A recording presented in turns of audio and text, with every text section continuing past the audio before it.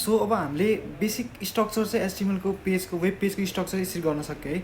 अब हामी सुरुमा एचटिएमएल ट्याग लेखिन्छ, अनि त्योपछि चाहिँ हामीले हेड ट्याग लेखिन्छ, हेड ट्यागभित्र टाइटल हुनसक्छ, अनि कहिले कहिले हामीले स्क्रिप्ट ट्याग पनि लेखिन्छ। स्क्रिप्ट ट्याग भनेको जाभास्क्रिप्टहरू चाहिँ लोड गर्नको लागि लेखिन्छ है, त्यो ट्यागहरू लेखिन्छ, लिङ्क ट्यागहरू लेखिन्छ। सो यो चाहिँ हजुरको रिक्वायरमेन्ट अनुसार हो, वेब पेजमा चाहिँ यो के छ हजुरको कुन कोडलाई इम्बेड गर्ने होइन, त्यो कोडहरू छ भने चाहिँ हामीले यसरी लिङ्क गराउन सकिन्छ होइन। त्यो चाहिँ सबै हामीले हेड ट्यागभित्र लेखिन्छ, लिङ्क ट्याग र टाइटल ट्याग लेखिन्छ है। धेरै चाहिँ स्क्रिप्ट ट्याग चाहिँ बाहिर पनि लेखिरहेको हुन्छ, अनि हेड ट्यागभित्र पनि लेखिरहेको हुन्छौँ है हामीले।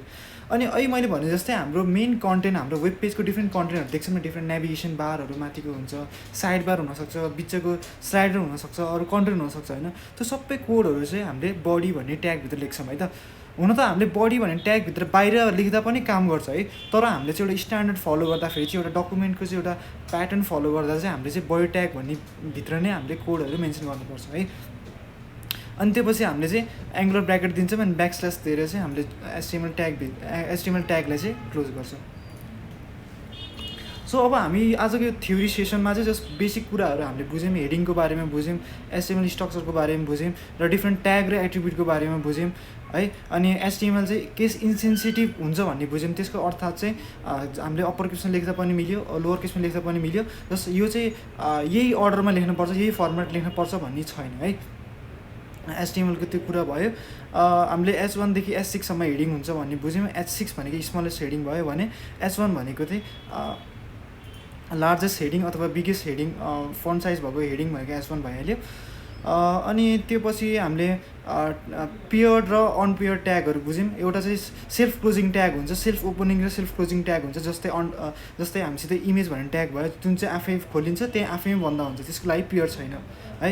भने चाहिँ हाम्रो लागि अर्को पेयर ट्याग भनेको जस्तै बोल्ड ट्याग हुन्छ, जसको चाहिँ पेयर छ, जस्तो हामी बोल्ड बी लेखिन्छ र स्ल्यास बी लेखेर क्लोज गरिन्छ। इटालिक बनाउनु छ भने आई भन्ने ट्याग लेखिन्छ र त्यसको चाहिँ स्ल्यास आई लेखेर चाहिँ हामीले त्यसलाई क्लोज गरिन्छ। यो भनेको पेयर ट्यागहरू भनिन्छ है। सो यसरी हामी यो ट्यागहरू छ। ओके ल,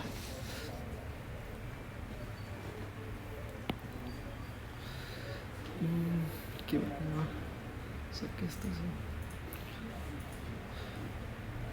अनि बेसिक म अब यसमा एउटा अर्को कुरा के एड गर्छु भन्दाखेरि, जस्तै हामीले डिफ्रेन्ट कुराहरू बुझ्यौँ नि यहाँ चाहिँ ट्यागहरूको। अब जस्तै हामीसित फर्म बनाउनको लागि हामीले फर्महरूलाई बिल्ड गर्नको लागि पनि त्यसको डिफ्रेन्ट ट्यागहरू छ। सो त्यसको लागि चाहिँ हामीले इनपुट भन्ने ट्याग छ। सुरुमा हामीले जान्नुपर्ने भनेको एउटा फर्मको कुनै एउटा फिल्ड बनाउनको लागि चाहिँ हामीलाई इनपुट भन्ने ट्याग छ। अहिले मैले भने जस्तै यो भनेको नि सेल्फ ओपनिङ र सेल्फ क्लोजिङ ट्याग नै हो है। आफैमा खोलिन्छ र आफैमा क्लोज हुन्छ। यो हामीले एक्स्ट्रा पेयर राखेर अनि ब्याकस्ल्यास दिएर त्यसलाई क्लोज गराउनु पर्दैन है। सो यसलाई चाहिँ हामीले सेल्फ ओपनिङ र सेल्फ क्लोजिङ ट्याग पनि भनिन्छ।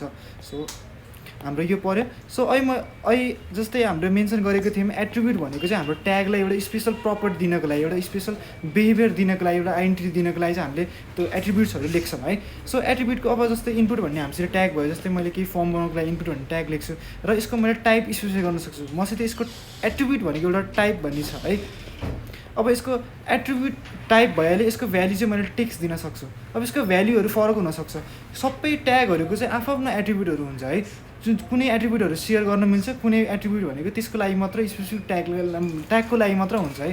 जस्तो मैले input type equals to text लेखेँ, यहाँ चाहिँ इनपुट भनेको ट्याग भइहाल्यो, टाइप भनेको एट्रिब्युट भइहाल्यो, इक्वल्स टु दिनु पऱ्यो, एन्ड देन डबल कोडभित्र चाहिँ हामीले चाहिँ कस्तो टाइप हो त्यसको भ्याल्यु दिएको छौँ है। अथवा मैले अहिले भनेको थिएँ जस्तै एचटिएमएल भनेको चाहिँ केस इन्सेन्सिटिभ ल्याङ्ग्वेज हो। त्यसको अर्थात चाहिँ हामीले यसलाई डबल कटको सट्टामा सिङ्गल कट लेख्दा पनि मिल्छ है।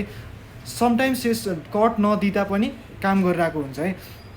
तर हामीले एउटा कुरा हेर्ने भने एक्सएचटिएमएलको कन्सेप्ट आउँछ। एक्सएचटिएमएल भनेको चाहिँ एक्सटेन्सिबल हाइपरटेक्स्ट मार्कअप ल्याङ्ग्वेज भनिन्छ।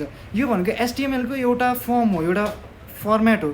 अब यदि हामीले चाहिँ एक्सएचटिएमएलमा लेख्यौँ, हाम्रो कोड गऱ्यौँ, ट्यागहरू लेख्यौँ भने के हुन्छ भन्दाखेरि हाम्रो सबै ब्राउजरहरूमा चाहिँ कम्प्याटेबल हुन्छ।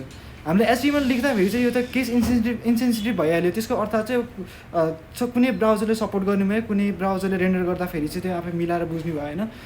तर कुनै हामीले यदि इनकेस हामीले रङ दिएछौँ, कतै झुकेर बिग्रिएछौँ भने कुनै ब्राउजर रेन्डर गर्दैन होइन। सो अब हामी सेफ साइडमा बस्नको लागि हामीले वेब पेजको डिफ्रेन्ट एलिमेन्ट्सहरू कन्स्ट्रक्ट गर्न एचटिएमएल त युज गर्छौँ, बट वी गो फर एक्सएचटिएमएल। त्यसको मतलब चाहिँ हामी चाहिँ एक्सएचटिएमएललाई धेरै प्रायोरिटी दिन्छौँ।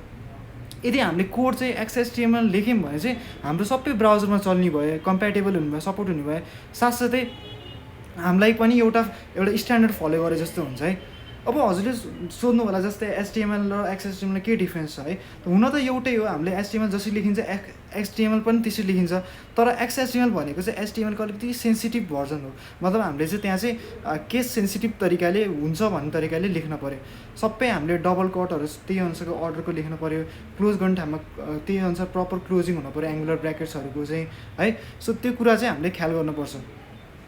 जस्तै मैले HTML मा कोड गर्दाखेरि अथवा ट्याग लेख्दाखेरि चाहिँ मैले BR मात्र लेखेछु भने XHTML मा के गर्नु पऱ्यो भन्दाखेरि लेस देन ब्र्याकेट दिनु पऱ्यो, एङ्गुलर ब्र्याकेट दिनु पऱ्यो, एन्ड देन ब्याकस्ल्यास लेख्नु पऱ्यो, अनि त्यसपछि हाम्रो ट्यागको नाम के छ, BR छ। सो मैले BR लेखेँ अनि ग्रेटर देन ब्र्याकेट दिएँ है त, ग्रेटर देन एङ्गुलर ब्र्याकेट दिएँ।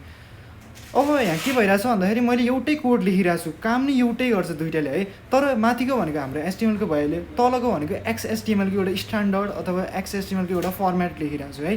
अब कुनै ब्राउजरले माथिको कोडलाई मैले BR मात्र लेखेकोलाई सपोर्ट गर्न सक्छ होइन, तर /BR लेखेको सबै ब्राउजरले सपोर्ट गर्छ।